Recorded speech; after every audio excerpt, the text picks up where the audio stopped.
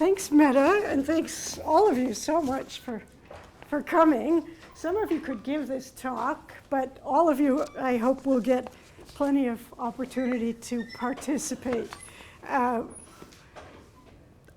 want to begin by setting a frame, and this is the part that will be familiar to some of you, about what it might mean to build democratic peace, whether in a school or anywhere. We can distinguish three basic goals for handling conflict on a continuum between short-term safety goals and long-term community and democracy building goals. What Jon Galtung, a Norwegian peace researcher, calls negative peace, I like to think of as temporary peace, meaning for right now we stop or impede violence, direct physical violence. Peacemaking is another way of intervening after issues have come up, but instead of only stopping the violence, it gets into dialogue to attempt to understand the causes, the needs of all parties, and to resolve the situation.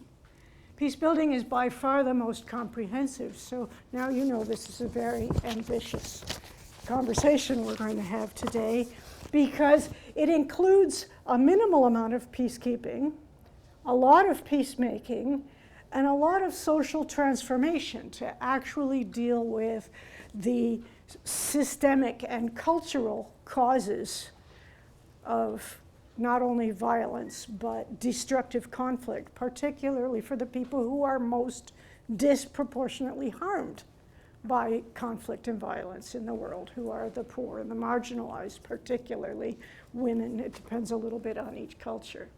So peace building represents a comprehensive system for understanding and using peacemaking, for transforming patterns of social relations to achieve just, inclusive, mutually caring communities for everyone, low status and marginalized as well as the powerful.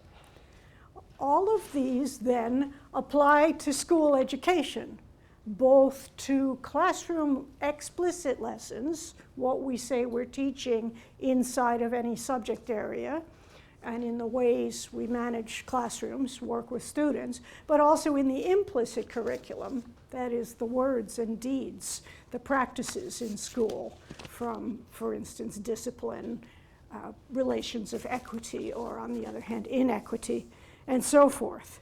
We spend a lot of time in schools coping with conflicts after they've gotten large and destructive, instead of educating about conflict as part of democracy. A vibrant democracy means people disagree. They want and need different things. They have different social locations and proposals. And to make durable peace, they're engaged in the process together. So essentially, I'm making an argument that for peace, we need democracy, durable peace, and for democracy, we need peace.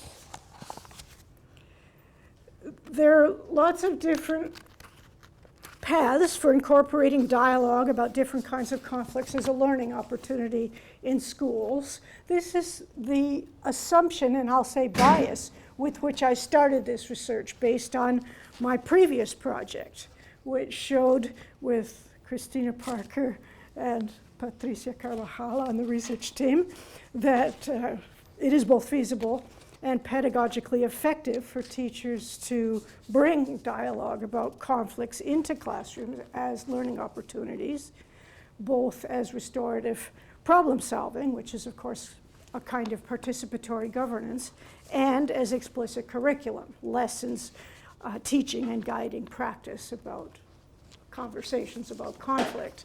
And this is particularly necessary where youth are facing substantial harm, violence, whether it's systemic violence or physical violence. So from now on, I want to take you to two contexts where my research team and I have been working. Neither one of them really qualifies as a democracy in the absolute sense. I'm talking about Canada and Mexico, but both Canada and Mexico call themselves democracy, and you could say attempt to be democratic in some ways. Mexico is suffering particularly nasty lethal violence rates over the last couple of decades to the tune of something like 80,000 or more murders. I've heard 120,000. It's not that clear what the exact number is, but it's more than have been killed in that period in Afghanistan, to give you some sense of just how lethal this violence is. But it's not capital P political violence in the sense of an insurgency, although there are insurgencies. It's a lot more complicated than that, and also often involves trafficking in drugs and so forth. Some politically motivated, the government being involved directly or indirectly as a perpetrator in some cases, and so forth.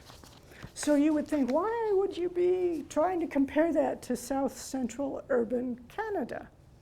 Well, go to some neighborhoods in urban central Ontario, and you will find that the situation is not the same, but it's more comparable than you might think. That is, young people, especially females, are living with substantial threat of lethal violence, of aggression, of gang activity, of not being able to count on a so-called justice system to take care of their needs. And of course, systemic forms of harm like poverty, homelessness, and so forth. We've chosen these cases partly because they're not the conflict zones that are typically discussed as conflict zones.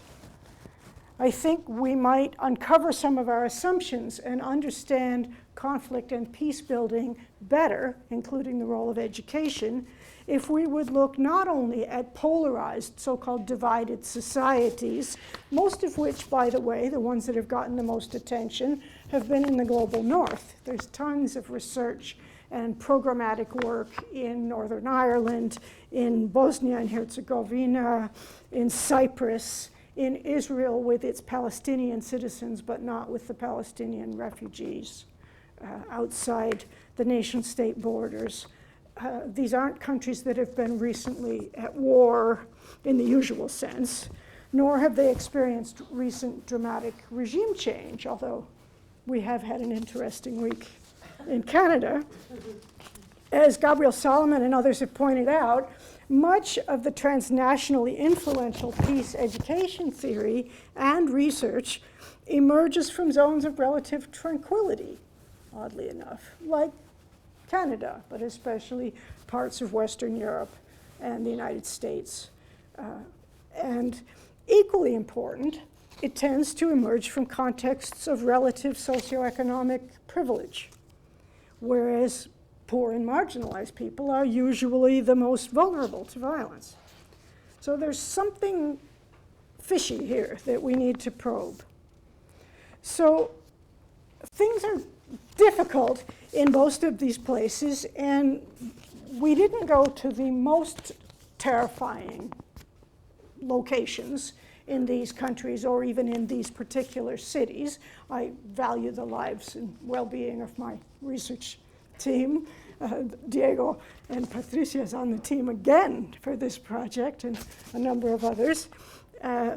But we've gone to places where violence is a problem in the daily life of students, both systemic and direct or immediate violence. Various Latin American countries lately, including Mexico, have become involved and engaged in what they often call so-called citizen security. Are you familiar with that idea? In which, unlike national security, the threat is framed as within the community or the nation state. For example, drug gangs or Muslims. That's obviously a bias. Indigenous people when they're resisting oppression or marginalization, taking off their land, and so forth. For instance, in the state where we're working in Mexico, there is a recent law in what they call school convivencia, which historically meant living cooperatively together across differences. The term comes from the Iberian Peninsula when the Muslims and the Christians were living together without killing each other. But the law is all about what you're not allowed to do and about blaming the individual children and their parents for violence. For instance, they mention conflict mediation, but students aren't allowed to mediate, or neither are parents, and so forth. They're understood as biased, and so forth. So there's this emphasis as if youth of color, poor youth, so-called terrorists, particular populations of people are dangerous. And that citizenship education, instead of being about democratization, can be about assimilation and control. Where cultural theorist Benedict Anderson talked of nation states as what he called imagined communities, my research team and I have been noticing that the collectivities that our participants imagine and identify with generally have been relatively local, for instance, the city or the neighborhood, or transnational, rather than nation state. And the people are really remarkably disconnected from governance in the formal sense. And without governance, democratic governance, we don't have mechanisms to make peace. At its best, governance is what allows people to negotiate and make decisions without using force. So if the problem is not just negative, that is violence, but rather the positive problem of how to make democratic communities' connections change, then these emotional affinities, relationships, the inclusion of the concerns of particular people and so forth becomes a crucial part of education in schools and beyond.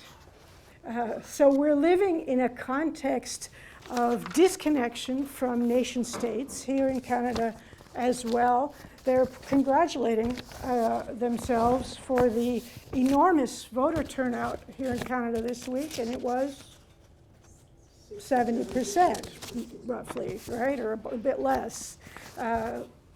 Clearly, people don't see this as a way to get their problems solved. They don't feel a lot of hope, and so forth. So from here, let me tell you a little about my project, and then we can engage in some conversation. It's about, as Meta said, about peacebuilding citizenship learning in the context of violence. School connections, or more likely disconnections, with the lived experience of economically less than middle privileged kids, age 10 to 15, in one city in Mexico, one city in Canada. I have a doctoral student who's just completed his data collection in Bangladesh in 2 cities, another doctoral student who will be doing a similar project in Colombia, and so the project is beginning to build some comparisons into the process. Understanding that most of what I'll talk about tonight are the young people's experience-based understandings and concerns about particular social conflicts and violence. But briefly, I'll talk about the other aspects of the project that are still ongoing, the match or actually mismatch with what their teachers are delivering as educational opportunities in their schools. And I'll tell you just a little bit about the process of working with the schools and specifically the teachers. So I don't know if the methodology is interesting, but enough that you can ask questions later if you want to. We've purposefully selected a very small number of public schools in neighborhoods, as I say, that are not affluent and are experiencing at least moderate violence and sometimes relatively severe. So it's international comparative research, but there's no statistics. We're not trying to generalize. We won't tell you it's like this in Mexico and like this in Canada, or, right? We're not trying to do that. We're trying to understand how the processes actually work in these particular local contexts based on the concerns of the individuals there. So in each school, the research is engaging 4 to 6 teachers who are interested but usually not experienced in peace building or citizenship related education. Anything they decide is related is fine. So they don't see themselves as experts, they see themselves as understanding there's a problem and wanting to be part of the solution. Lovely people to work with. And at least 15 students in groups of 5 or 6 from their classes in the same school. As I mentioned, ages about 10 to 15, grades 5 to 9. In Canada, the schools are either primary, well, actually in both places, the students are either primary, meaning grade 5, 6, or intermediate, grade 7, 8, 9. They're in focus groups with kids more or less of their own age. And we have several focus group workshops in series with the teachers, beginning with how do they understand what they're teaching already. They're vetting what I'm going to show you, the process we're going to use with the students, both to help us adapt it to the local context and to allow us to find out a little bit about their own understandings of the same issues. And then separately, workshops with the young people themselves, probing their own localized understandings of social conflicts and the roles of both authorities, they get to say who, and regular people like themselves, their family, and so forth, in trying to do something about the problems that they identify as concerns in particular economically stressed contexts. The kids work more or less like reporters. So they're answering who, what, when, where, why questions about particular conflicts, prompted by a set of images, and I'm going to show you a few to give you a taste of what kinds of things they're looking at. So we'll show each group of students a set of 10 or 12 images, cartoons or photos, that we think and their teachers think are reasonably relevant to that context. So there were some overlaps, but there were a lot of differences between the sets of pictures that we used in Canada and the ones that we used in Mexico. And then after they've talked about each one very briefly, the children choose a couple of those, often 3, but we usually only had time for 2, and then 1 at a time do this reporter exercise. But what we're finding out by asking them who, what, when, where, why, is how do they understand what you might think of as the anatomy of conflict, the idea of different viewpoints, different levels of power, different social positions, different kinds of actions, the causes of conflict, the difference between conflict and violence, and as I mentioned, the kinds of things that people might be able to do, that is, the possibilities for conflict transformation or resolution in their understanding. So this is an image we used in both Canada and Mexico. So in the upper right, you'll see the abbreviation of the country, and I'll show you a couple of examples of direct violence, meaning immediate physical violence, in this case, domestic. None of the focus groups in either country had any trouble identifying this as gendered domestic violence. They were all, dare I say, intimately familiar with this kind of violence. Some of them saw the cringing figure as a child, and many saw the cringing figure as a woman. There's no correct interpretation. We're happy with any of that. Now here's an image that we used in both countries, although I think not in every school, which is interesting because we didn't even bother to try to find out where this photo was taken, right? They're meant to be prompts to open discussion, not tests of knowledge in the closed sense. It's not the best picture in this light. Can you more or less see? We've got rows of children. The ones in front seem to be girls with big guns. And that was enough.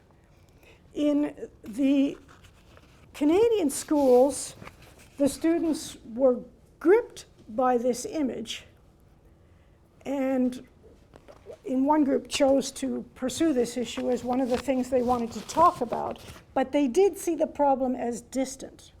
They were talking about others at war and others who would send children to war in some unnamed elsewhere.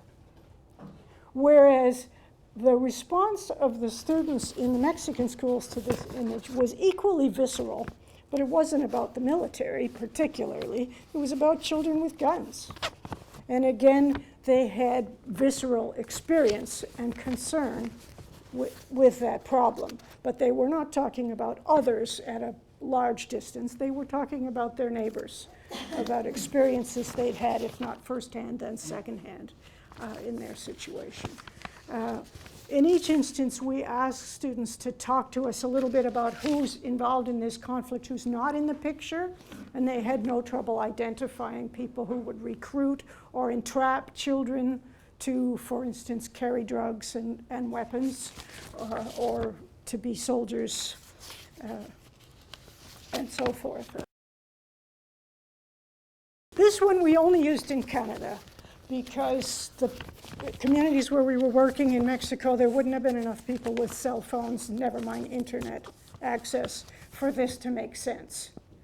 So I'll show you another picture that we used there. There were interesting discussions here, not only about the violence itself, but about whether the videotaping, or is that what you would call it? Or the taking pictures, was making the situation worse or making it better, right? Their initial reaction in each focus group was that it was probably making the situation worse, and I would suggest that they were repeating a narrative they had been taught. Posting bad things on Facebook is bad, cyberbullying, la la la. But we don't have strong evidence of that. We have bits of evidence of that. But they began talking about accountability issues after that, particularly in relation to films they had seen on the media of, for instance, police violence, in which people were held accountable for the harm they had done. This is one of the ones we used in Mexico. Again, they had no trouble identifying this as bullying and so forth. I'm going to keep moving so there's enough time for discussion. This is a good thing we turned some lights off, because again, the photo, we gave it to them in plain black and white, easier to see than what you're getting, I'm afraid. It seems like a pretty benign picture in a way, right? You have a black woman talking with a white police officer. But every group, including in Canada, went directly to the question of racism and corrupt, biased use of force by the police. There was never anybody speculating that this might have been a benign conversation. Their experience with the police is not, at the very least, doesn't breed trust. We only use this in Canada. There's not much snow in this part of Mexico. People talked about poverty and homelessness, of course. So now we're beginning to move into what you might call indirect or slow violence. The notion of slow violence comes from a cultural theorist relatively recently called Rob Nixon. And he suggests that it might be a good update to Jan Galton's idea of structural and cultural violence. His prime example is the environment. But one advantage of the notion of slow violence is because, or indirect violence, is just the idea that the actors that make it violent, that cause harm, are not always clearly visible or immediately available. And sometimes it can take a long time for the symptoms of violence, the harm, to show up, and even longer to find out what and who is causing it and what can be done about it. So we use this one. In Mexico, the boss figure here is saying, take your pay. And she's getting a few pesos. Lots of response to that one. Patricia found this one, and it was very helpful. There are other versions like this, but in the community where we were working, not only was out-migration a serious problem, that is, people traveling legally or illegally to the United States to try to get decently paid work and feed their families and so forth, but there were a number of concerns about families, children being abandoned, essentially, by adults who had to go away, and the kinds of repression that they sometimes encountered when they got to the United States. So a number of the groups, more at the intermediate level than at the primary level, were perfectly able to continue talking about the cultural issues as well, the being taught to admire all things American, McDonald's and so forth, not simply the reasons for needing to cross the border and the difficulty of crossing the border. This is one of the ones we used on the same basic topic. In Canada, horrible picture, but you get the idea. You've seen so much of it lately. Overloaded boat, and rather the opposite of a welcome when people arrive as refugees from other places.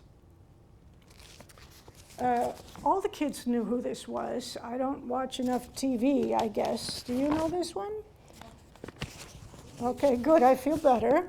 You don't need to, but a man who identifies as Muslim has used his fame as a movie star to try to assert that Muslims are not all terrorists, and that provoked some interesting discussion. This we used in both places, and it was hard for some of the younger students. The basics they could see, that the global south has been emptied out, and the global north has got all kinds of wealth piled up on top, but the reasons for that were not so clear. And one last, we used a number of cartoons, including this one, about pollution. I don't know if you can see that the fish are wearing gas masks, and that this says oil. This is actually a Mexican cartoon, but it says oil in English on the barrel, which is probably not accidental. So here are the questions that I previewed before that we wanted to know the answer to. This isn't the way we phrased them with the kids, but we wanted to know who's involved, who has influence, how do the students see themselves as involved, what they think makes these problems happen and makes them persist, what choices they think exist to address the problem, and so forth. And last but not least, their suggestions and wishes for their teachers, which were also quite interesting. We didn't ask as directly as I now wish we had about imagined affinities and relationships. With whom do you identify? We got some of that information. The lovely thing about qualitative data is people illustrate those kinds of things with what they say and do. But I would have liked to know more, because to preview, I would say the most prominent result in some ways, so far, we're still in the middle of the work, was that most students were unaware of the specific actors and actions that would make problems worse, and especially that could do something to resolve, mitigate, or transform the social conflicts that they chose to talk about. So the sense of, well, I'll tell you a little bit more about that as we go. So we're looking at causation, at processes, at where in the conflict cycle people felt that you could get involved, and so forth. One of the things that we noticed was that this is the research team talking to each other. These issues, which were some of the ones most often chosen for discussion by the students, all have transnational dimensions. They feel local because they're happening locally, but they have push factors from further away. Two of the schools in the Mexican city, you can pretty well smell when you're getting to that neighborhood because they're located near leather tanneries that pollute the air as well as the water pretty incredibly. In other instances, you go off the pavement just before you get to the school, even though these are in an urban area. So they all had lots to tell us about polluted water in the rivers near them. And I'm not talking about a little polluted. They always talked about dead animals, for instance.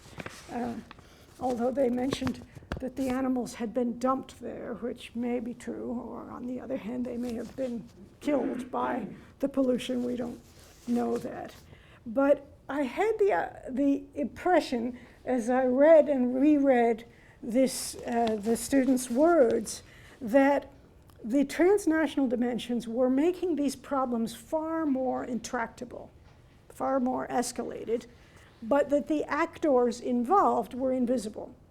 So you have globalized conflict and, at best, localized solution. To take pollution, when we got to the question about what can people do, they talked about picking up litter or putting up signs to persuade others not to litter.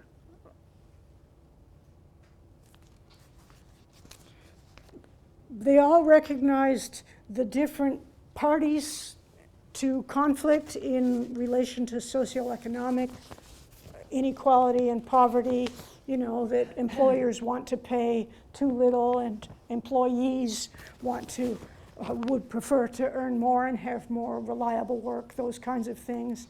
But you see how they're still framed as if they're individual decisions. He doesn't want to pay them more, that kind of thing. And I use he advisedly because that was the imagined boss in these instances. In discussing drug trafficking, it seemed as if there was lots of information about local gangs and the danger issues that caused people to be recruited into a gang in order to try to protect themselves from another. In a number of these schools in both countries, but especially in Mexico, students had to cross gang territories to even get to school, and there were children from different gangs in the school. And one of the things that I was reminded of is a very simple one. When we talk in the global north, we have rather lefty political persuasions. We tend to say peace building is better than peacekeeping. Peace building is democratic. Peacekeeping is undemocratic. It's about use of force. But if you're enduring direct threat of violence, a little security can be quite valuable. So beginning to think about how peacemaking and peace building intersect with just plain security, making the school safe, making the trip to and from school safe, and so forth, is still something that we're beginners in addressing. There was talk about demand for drugs, but only at the level of local consumers. But I imagine you know that the drugs consumed here in Canada come from further south. If we had had more time, maybe the students would have thought that through as well. But again, there seemed to be a bit of a gap in identifying the transnational actors. In Canada, the government was understood as capable of limiting some of the abuse of drugs and drug trafficking. In Mexico, the government was understood almost universally as part of the problem, right, as in cahoots with, directly or indirectly, in cahoots with drug traffickers and with the violence that they perpetrated. There was a lot of recognition of gendered violence and the media's influence on understandings of masculinity, aggressive masculinity, that is. Although, again, the sense of why the media is like that was much less clear. In other words, what are the movable parts you could affect in trying to address that problem? Similarly, I've already mentioned that in both countries, the students were very clear. There'd been a lot of popular media coverage of racist violence by police. And everyone was familiar with that idea. Although it was interesting, in one of the Canadian elementary schools, it was not clear to me that the students knew that the police murder of a black man that had happened a week or two earlier, provoking lots of protests, had happened in the southern United States. Not that it doesn't happen here. The Semyatin conflict is in the news again now because it's up for trial. But there wasn't, right? And if you don't know where it is, you don't know who the actors are and therefore how to make a difference. So there were lots of reasons why aggression might escalate in these places, why there might not be even negative peace, absence of violence, never mind positive peace, fractured relationships, threat, exploitation, and so forth. So now you're depressed. I'm sorry. But we'll talk about it. So those are the questions I ask again with a little bit of summary of the kinds of responses we're beginning to see. Lots of discourse about individual choice and individual values. That is, that even for large-scale issues, people have bad attitudes or bad morals that are causing them to act in aggressive or violent ways or exploitative ways without any sense of how the people are connected to each other, to their social location, or to, never mind, an in common social institution that could begin to weave a different relationship among those individuals. There was very clear recognition of the victims, direct as well as indirect, of each of these kinds of conflict, but not so much a sense of how they were part of the mix. Each group seemed to have at least one who would talk about a poor person, a homeless person, a woman who was abused at home, as sharing some responsibility. So this is the perhaps unintended consequence of an individual choice discourse, is that everybody supposedly has a choice. There was quite a bit of variety in the awareness of options and resources for resolving and transforming conflicts in these places.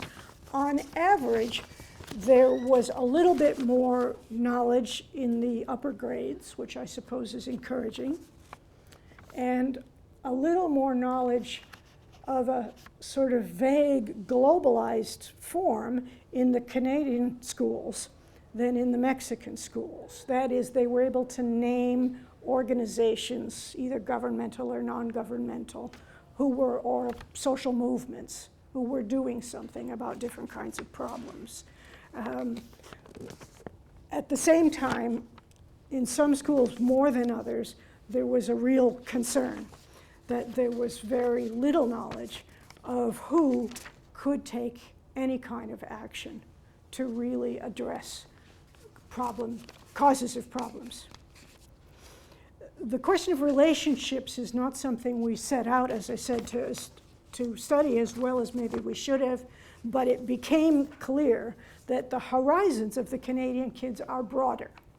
That is, They could talk about, with a them, a bit vague, but they could talk about people elsewhere in other parts of the world to whom they felt a certain amount of empathy, concern, responsibility, and so forth. They had a kind of language of global citizenship of a charity type.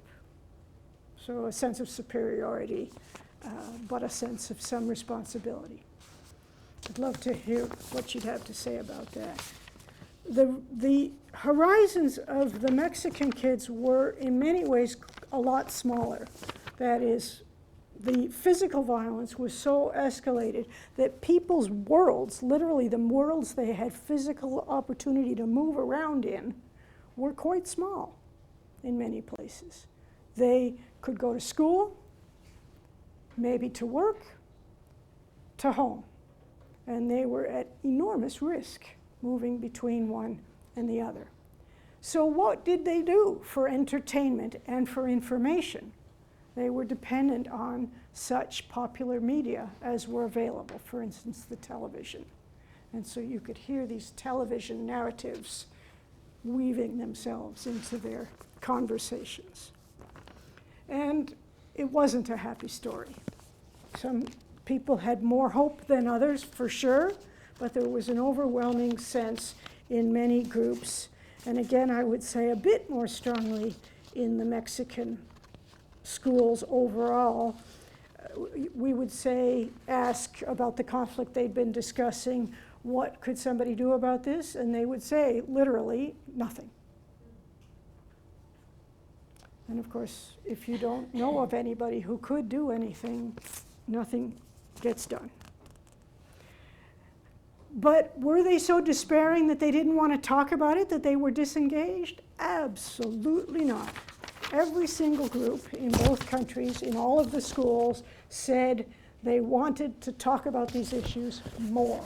They wanted to talk about difficult issues, for example, issues of religion and identity, issues of war, issues of violence. They were nervous about talking about drug trafficking because they were at very direct physical risk in doing that, but they wanted it discussed. They would often tell us, we would say, have you had a chance to talk about these things in your classes? And their first answer would be yes. But then as we probed, it would become clear that it was a mention that took, a half hour. So the issues were acknowledged, but the viewpoints were not engaged in depth.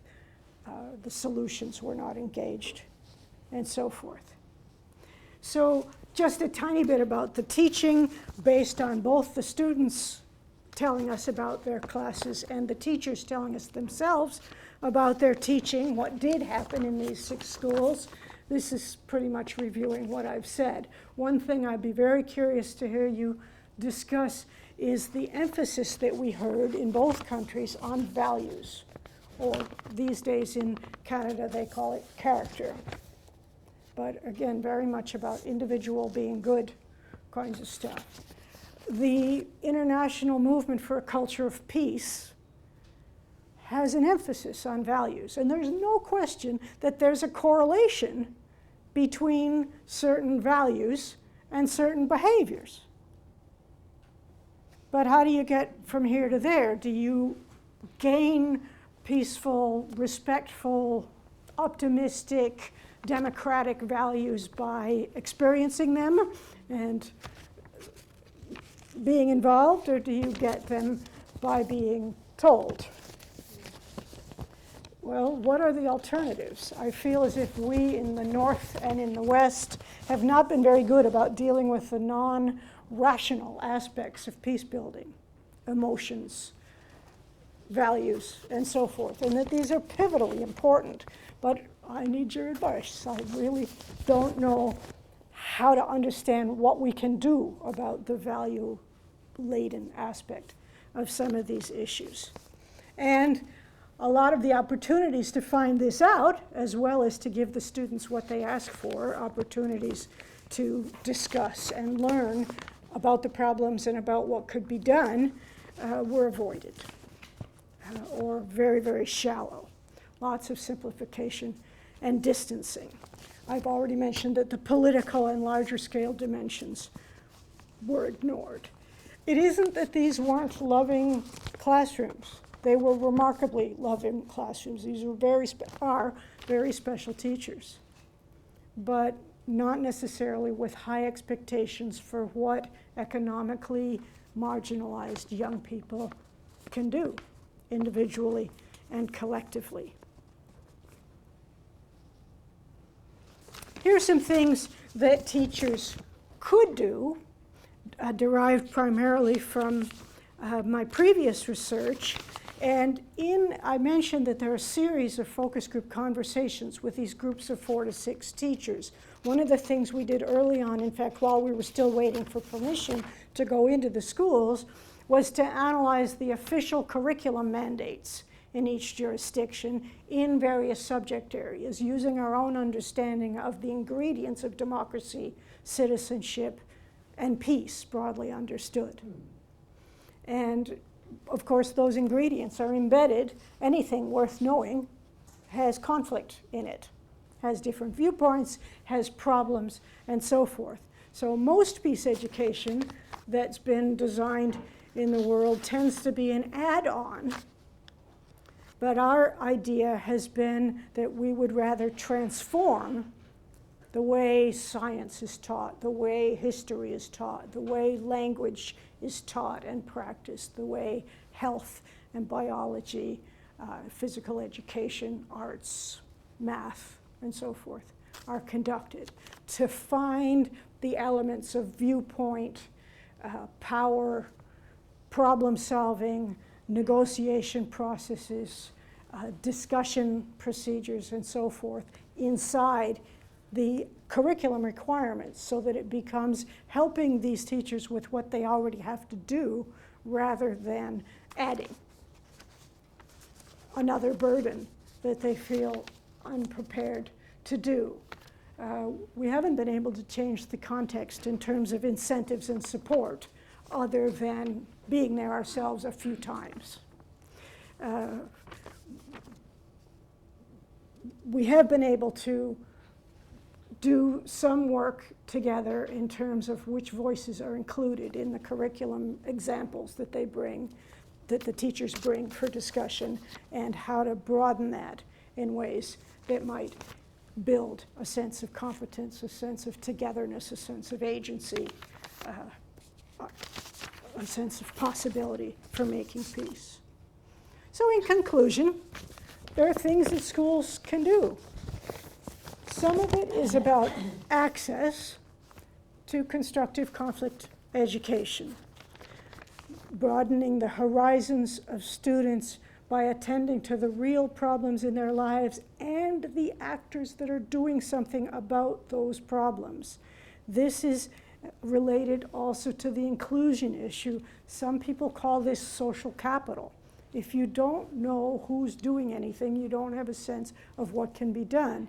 But if we can begin to identify actors in each local community, social movements, government agencies, even just helping to mitigate issues like a domestic violence shelter, for instance, or child abuse prevention, then maybe we'll have an opportunity to share those and inspire the development of social networks of people who can actually get to know students, involve students in their work, come into class, and so forth. So access to opportunities that are strictly in the classroom and in the subject area, but that also involve other people. The development and practice of agency, that is capacity and confidence to make decisions and to take action on small things as well as big things. Encounters, as I say, with actors and spaces for action. Well, this is enough from me. I spoke longer than I thought I would. Thank you so much. This is too small to read, but if you want more, Christina Parker, the co-author, is right over there. And these are a couple of issues.